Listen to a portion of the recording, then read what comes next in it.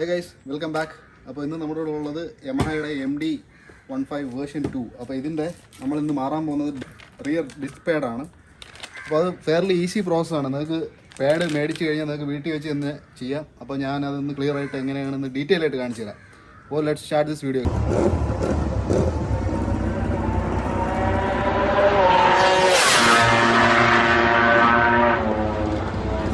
So guys, അപ്പോൾ disk pad എങ്ങനെ on ഔട്ടായെന്ന് check ചെയ്യാനുള്ള ഒരു ഈസി വേ ഞാൻ പറഞ്ഞുതരാം. ഇപ്പോൾ നിങ്ങൾക്ക് ഇവിടെ ശ്രദ്ധിച്ചാൽ ഇങ്ങനെ ഈ ആംഗിളിൽ നോക്കിക്കഴിഞ്ഞാൽ കാണാൻ പറ്റും കാലിപ്പർ ഫുള്ളായിട്ട് തള്ളി പുറത്ത് വന്നിട്ടുണ്ട്. അതുപോലെ ഡിസ്ക് പാഡ് കംപ്ലീറ്റ് ആയിട്ട് ഇവിടെ കണ്ടോ ഓൺ ഔട്ടായിട്ട് ഡിസ്കിൽ വരയുന്നുണ്ട്. അപ്പോൾ ഇതാണ് ഇൻഡിക്കേഷൻ ഡിസ്ക് പാഡ് ചേഞ്ചിൻ്റെ. അപ്പോൾ ഇത് ഫസ്റ്റ് നമുക്ക് അഴിക്കാൻ വേണ്ടി ഇവിടെ അലങ്കിയുടെ 4ൻ്റെ 2 പിന്ന് വരുന്നുണ്ട്. ഒന്ന് ഇവിടെയും പിന്നെ ഒന്ന് ഉള്ളിൽ ഇതാ ഇവിടെ.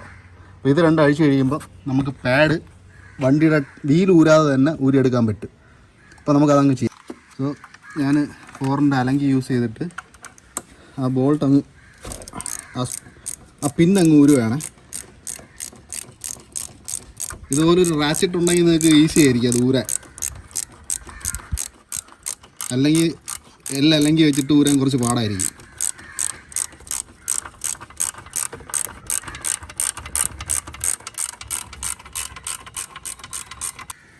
അപ്പോൾ ആദ്യത്തെ പിന്ന് ഊരിയായിരുന്നു. ഇനി നമുക്ക് സെക്കൻഡ് പിന്ന് ഊരാം. ഇവിടെ വർക്ക് ചെയ്യാനുള്ള സ്പേസ് ഇല്ല ഈ എക്സോസ്റ്റ് ഇരിക്കുന്ന കാരണം. അതുകൊണ്ട് ആ ഒരു രീതിയിൽ വേണം ഊരാൻ. ഊരിയെടുത്തിട്ട് ജസ്റ്റ് ഒരു ഗ്രിപ്പ് പ്ലെയർ വെച്ചിട്ട് ആ പിന്നങ്ങ് വലിച്ചിങ്ങെടുത്താൽ മതി. ഇത്രയേ ഉള്ളൂ.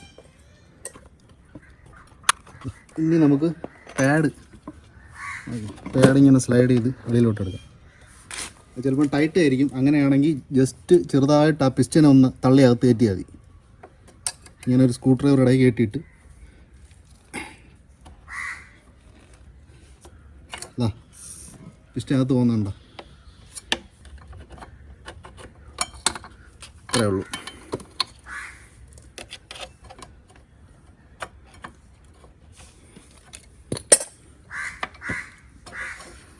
ഇതാ പഴയ പാഡ്.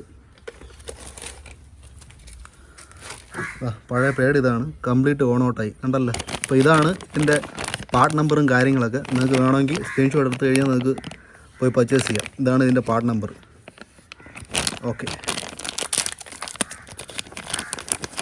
അതായത് പുതിയ പാഡ്.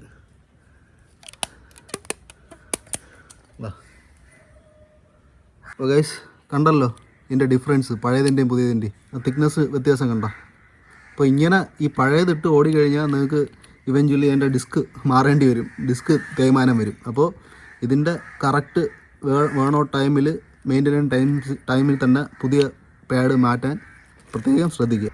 അപ്പോൾ ഗൈസ് ഇനി നമുക്ക് പുതിയ പാഡ്സ് അതിലോട്ട് ഇൻസ്റ്റാൾ ചെയ്യാം. ജസ്റ്റ് നമ്മൾ നേരത്തെ കാലിപ്പറിന് സ്ലൈഡ് ചെയ്ത് അകത്ത് കയറ്റിയല്ലോ. അപ്പോൾ നമുക്ക് അവിടെ സ്പേസ് ഉണ്ട്. അപ്പോൾ ആ സ്പേസിൽ പതുക്കെ 2 പാഡ് അകത്തോട്ട് സ്ലൈഡ് ചെയ്ത് കയറ്റിയാൽ മതി. വേറെ ഒന്നും ചെയ്യണ്ട.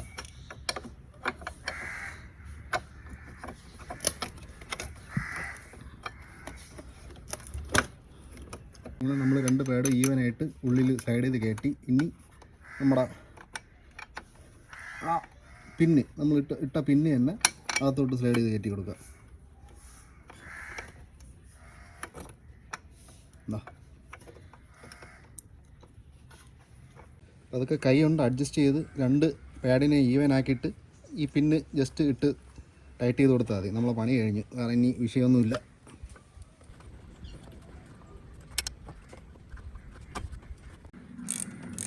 ഇനി ജസ്റ്റ് നമ്മൾ നേരത്തെ ഇളക്കിയതുപോലെ അങ്ങ് ടൈറ്റ് ചെയ്ത് കൊടുത്താൽ മതി.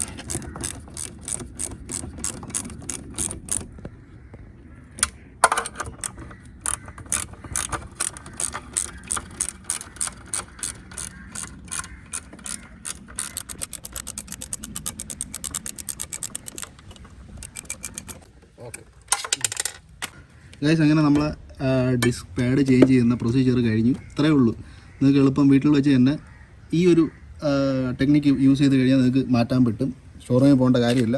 സോ ഗൈസ്, അങ്ങനെ നിങ്ങൾക്ക് ഈ വീഡിയോ ഇൻഫോർമേറ്റീവ് ആയിട്ട് തോന്നുന്നുണ്ടെങ്കിൽ please consider subscribing to my channel and do like and share this content guys. So this is Nitin saying ciao. See you guys in some other video. Bye bye.